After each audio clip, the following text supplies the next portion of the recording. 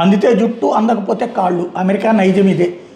ఆఫ్ఘనిస్తాన్లోనైనా ఒకప్పుడు తాలిబాన్లతో స్నేహం చేసింది, ఆ తర్వాత తాలిబాన్లను నాశనం చేసింది, తీవ్రవాదుల్ని పెంచి పోషిస్తుంది, ఆ తర్వాత తీవ్రవాదులు అంతా చేస్తుంది. బిన్ లాడెన్ ఒకప్పుడు పెంచి పోషించింది అదే. రష్యాను దెబ్బతీయడం కోసం ఆ తర్వాత బిన్ లాడెన్ లేపేసింది అదే. ఇరాక్ అధ్యక్షుని పెంచి పోషించింది అదే. ఆ తర్వాత వాళ్ళని లేపేసింది అదే. అందితే జుట్టు అందకపోతే కాళ్ళు పట్టుకునేటటువంటి నీచ మనస్తత్వం దానికి మాత్రమే ఉంది.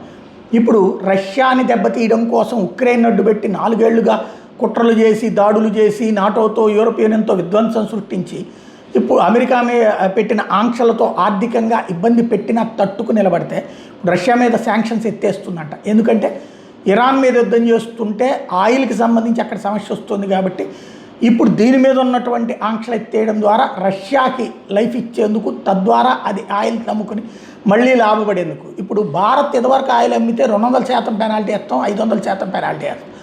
ఎందుకని? భారత్ అవసరాలు తీర్చుకోవడానికి వీల్లేదు, అయినా సరే భారత్ కొంది. ఇప్పుడు వీడి అవసరాల కోసం అయితే మాత్రం ఆంక్షలు ఎత్తేస్తాడు. అది వాడి నీచ మనస్తత్వం, అవకాశవాద ధోరణి.